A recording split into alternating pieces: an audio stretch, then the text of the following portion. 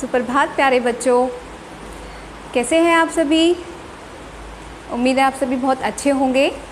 तो बच्चों, आज हिंदी की क्लास में हम पाठ 9 एक माँ की बेबसी उसके शब्द अर्थ करेंगे। ठीक है, तो आपने ये पाठ कल पढ़ा होगा, मैंने आपको वीडियो भेजी थी, आपने उसे देखा होगा और देखा होगा कि इस कविता में क्या है। इस कविता में एक लड़का है रतन, ठीक है, वो क्यों सबसे अलग है और क्यों उसकी माँ बेबस सा फील करती है, आपको समझ में आ गया होगा। तो अब हम इसके शब्द अर्थ डिस्कस करते हैं। चैप्टर के जो कठिन शब्द हैं, पहला है बच्चों अदृश्य। आपने पढ़ा होगा एक शब्द आया है हमारी कविता में, अदृश्य। न जाने किस अदृश्य पड़ोस से वो आता था।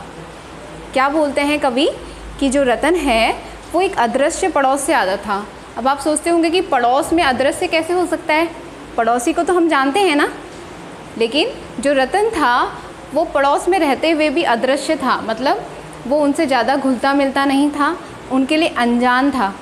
क्यों था बच्चों, रतन क्यों उनके लिए एक अदृश्य पड़ोसी था? क्यों? क्योंकि रतन बाकी बच्चों की तरह बाकी बच्चों से काफ़ी अलग था। वो बोल नहीं सकता था, इसीलिए वह बाकी बच्चों के साथ खेल भी नहीं पाता था, उनके साथ असहज महसूस करता था, इसीलिए वो घुलता मिलता नहीं था। तो इसलिए कवि रतन को ज़्यादा जानता नहीं था। पड़ोस में रहने के बावजूद भी रतन उसके लिए अदृश्य था। तो बच्चों, अदृश्य का क्या मतलब होता है? जो दिखाई ना दे। ठीक है, तो अदृश्य का अर्थ है जो दिखाई ना दे।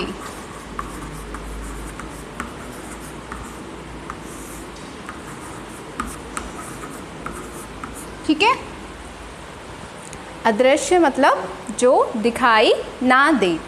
दूसरा शब्द है बच्चों इशारा। क्योंकि रतन बोल नहीं पाता था, और जो लोग बोल नहीं पाते वो अपनी बात कैसे दूसरे को कहते हैं? इशारों से, है ना। लेकिन हर कोई उनके इशारे नहीं समझ पाता, तो इसी तरह कवि भी रतन के इशारों को नहीं समझ पाता था। तो इशारा से मतलब है बच्चों संकेत करना। ठीक है, इशारा मतलब संकेत। ठीक है, संकेत की भाषा में हम बात करते हैं ना, अगर हम बोल नहीं सकते किसी को तो हम इशारों से उनसे बात करते हैं। तो इशारा अर्थ है संकेत। अगला शब्द है बच्चों छटपटाहट। एक अलग सी छटपटाहट रतन के अंदर रहती थी। क्यों? क्योंकि वो बाकी बच्चों से अपनी बात नहीं कह पाता था। आपको लगता है आपको छटपटाहट फील होती है जब आप किसी से कुछ कहना चाहते हैं लेकिन वो समझ ही नहीं रहा, है ना। तो छटपटाहट वो अवस्था है बच्चों जिसमें हम अपनी बात कुछ कहना चाहते हैं पर सामने वाला समझ नहीं पाता है। तो ऐसा ही रतन भी फील करता था, क्योंकि वो बोल ही नहीं सकता था और अपने संकेतों से जब वो समझाने की कोशिश करता था तो बाकी बच्चे उसको नहीं समझ पाते थे। इसी वजह से रतन के अंदर छटपटाहट महसूस होती थी। तो छटपटाहट का मतलब बच्चों क्या है? बेचैनी। बेचैनी, है ना। तो जब हम अपनी बात किसी से कह नहीं पाते तो हमें बेचैनी फील होती है, वही है छटपटाहट का अर्थ। अगला शब्द है बच्चों अजूबा। अजूबा तो सुना होगा आपने, अजूबा जो सबसे अलग है, ठीक है, जिसकी कुछ अलग ही विशेषता है। तो अजूबा का अर्थ है विचित्र। विचित्र, बाकी बच्चों के साथ जब रतन खेलता था तो वो अजूबा जैसा लगता था कि वो बिल्कुल ही बाकी बच्चों से हटके है। ठीक है, तो अजूबा का मतलब हो गया विचित्र। अगला है बेबसी। बेबसी का क्या मतलब होता है बच्चों? बेबसी मतलब लाचारी। ठीक है, रतन की माँ बेबस फील करती थी, बेबस महसूस करती थी अपने बच्चे के लिए। बेबस का मतलब बच्चों वो अर्थ है जब हम कुछ करना चाहते हैं लेकिन हम कर नहीं सकते, तब हम अपने आप को बेबस महसूस करते हैं। इसी तरह रतन की माँ भी खुद को बेबस महसूस करती थी। क्यों?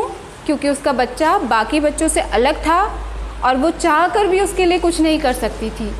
ठीक है, तो बेबसी का मतलब है बच्चों लाचारी।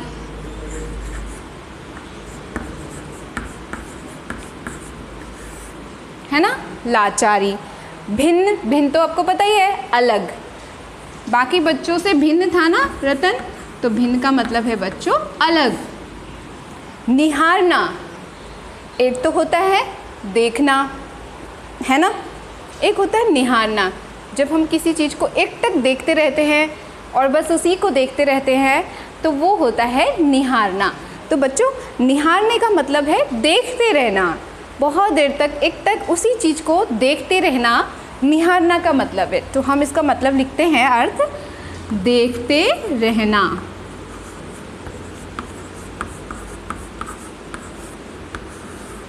कौन निहारता था?